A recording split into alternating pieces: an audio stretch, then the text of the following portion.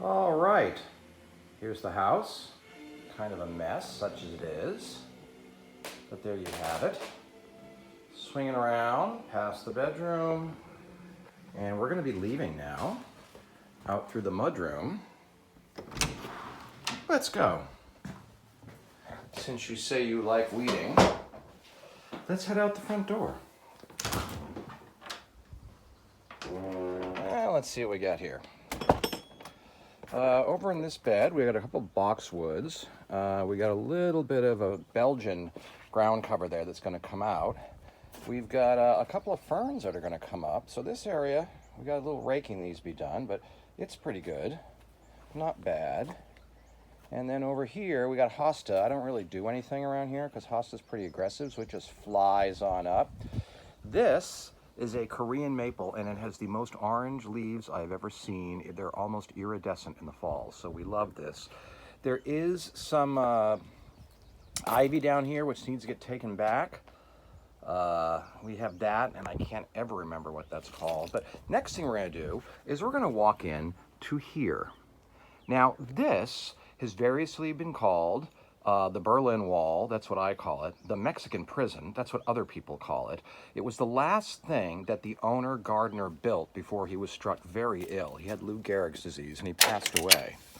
What these are is a series of raised beds, which you can see.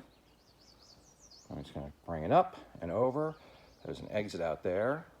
They weren't built as well as everything else here is built, but basically right now, this is a weed farm. And there's a couple things that are coming up, but mostly invasives. The ivy is going to come, comes late, stays late. That's a kind of tiger swamp grass. I don't like it, but there it is. And this is some kind of a spice tree that barely hangs on in here. But pretty much everything else needs to be cleared out.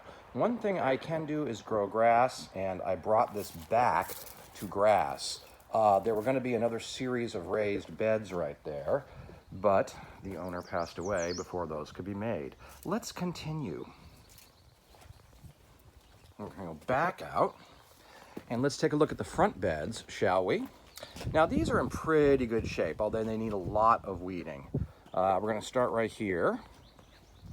Actually, I'll back up a little bit, and I'll give you kind of a wide shot of the whole situation, which is basically something like this. All right, let's move in. We're gonna go, actually let's go this way so we can sweep all the way around.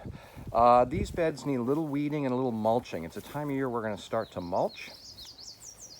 And we come down here, everything looks good. This ash tree, yeah, he's on his last legs. He's about 150 years old, but I love him. That is not my property. That is an organic farm. The owners are a pain in the ass. And let's keep going. These beds are nothing short of spectacular. I have a gardener that our division of labor is that she does these, and they're nothing short of spectacular. This blooms multiple times in multiple colors, and within about 10 minutes, you wouldn't be able to hear yourself think for the bees and the hummingbirds. So we're gonna swing past here. There's the entrance. We're gonna swing around to take a look at these beds here. There they are. These guys just need a good weed and a mulch. And there used to be a path right here, and I really need us to buy either some stone or wood chips to create the path. This is just getting overgrown, man. And so the path goes along the front of the property by the street, as we can see. And basically, once we pass this tree, and he's great, he's some kind of a Norway spruce, we get to the front. There's the street.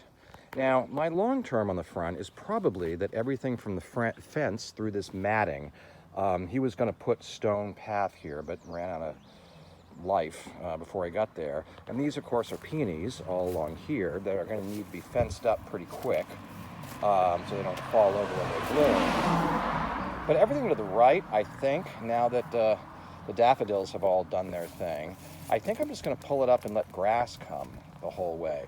These are kind of cool. We can't remember what they are, but they're really cool, as is this. Here's another little spice tree. He doesn't really do much, but whatever. As you see, we can swing around, and now we're on the north side of the property, and this is a bed of exotic lilies. It takes an enormous amount of work on the right. The bumblebees hate me because I pull up the dandelions and they come for me all the time. They're smarter than you think. And then let's keep going out this way.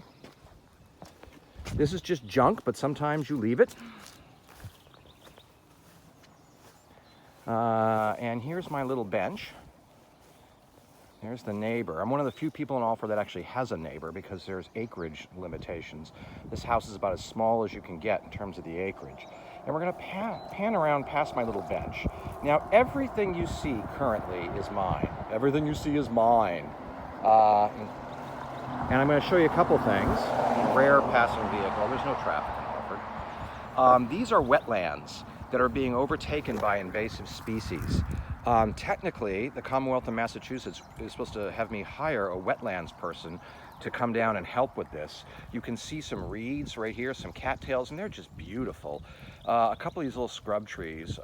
I put in that little eucalyptus, what am I saying? A willow that's going to become big. These are junk trees, but they're fine. They help give me a little privacy. But what I'm really sad about are all these invasives that are taking over these wetlands, because they don't come back on their own. You've got to help them and bring them back. A person could literally, okay, that was 2. Oh, that's the wood guy. A person could literally spend all day in here for weeks. Here's 3. You never get this. Who's this? Who knows? Some idiot. Anyway, and then further in the back, you see my backyard with a couple of beds. That's where we're going to go next. But that's what you have. And you can see in the distance some stone steps going up to the upper level of the lawn, and there's a little shed back there. We'll get there momentarily. So now again, we're heading south. And here's again the Berlin Wall, as I call it. And here is our bank of lilies that have been weeded but need to be weeded again. At some point, I think I'm just going to mulch this down a little bit to give them a fighting chance, because man, the tall grass just really loves to come in here. I don't remember what these are. I had a couple of junk trees I just pulled out. This is all going to need to be reseeded. Yeah, rhododendrons. Yeah, they grow too big. What are you going to do? All right, we're heading into the rear area of the property. These beds, when I first got here, I was really nice and really ambitious and put a bunch of bulbs in them, but I did not do that last fall. So this is basically now a weed garden, although we have irises in the back and they're pretty hardy, so they're going to come up again. Look at these little guys. They tried so hard. They just couldn't make it. We had that weird frost that killed a lot of stuff, but the irises are going to be great. But all of this, by the way, is junk. There's my ancient thing that fell over I need to fix. So somebody could spend all day weeding in here. This is a pear, really old, but managed to come back. This is what I was doing today. We don't really know what that is, but it's supposed to be exotic, so we kept it. There was a bunch of thistle right here, the large mature ones, which I don't like. They grow up to about 6 feet high. So I pulled those out, and that, my friend, is going to be grass. This is all, I can't remember if it's granite or the other one, but there's a lot of that here naturally. So there's a little stone surface, as you can see. I can't remember what this tree is called, but he's doing great. Over here we have a frog pond. Last, the tulips are going away, the daffodils are going away. There's some other really lovely stuff in here that's going to come up. And we got about a dozen frogs in here now. It's one of those things where you play kind of Where's Waldo? How many frogs can you see? This Japanese maple never seems to do well, this dwarf maple, but he comes back every year. I think he's getting bullied a little bit by that scrub pine in the back, but that's just me. So this needs a lot of work. It just needs to be cleaned up a little bit, basically. And my gardener and I fight about how many large grasses we're going to have. And here's another area that's just going to have... Oh, shut up. Yeah, I do talk to the frogs. Anyway, this is another area that's mostly just... I just leave it. It's mostly just ferns and some more hosta. I've learned to embrace the hosta. It's relatively unkillable.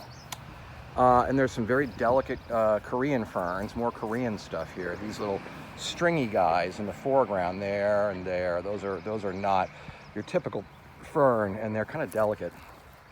Got a little moss situation in some of my grass. Gonna have to deal with that soon. And we rise up along the stone wall here to the rear of the property. And my land goes about as far in as you can see into that forest. So up here we have 2 beds that when I moved in had asparagus, and I basically just gave up. I said, you know what, nature, you do your thing. Now, people assure me that the asparagus is going to keep coming back. Yeah, maybe. I'm not so sure.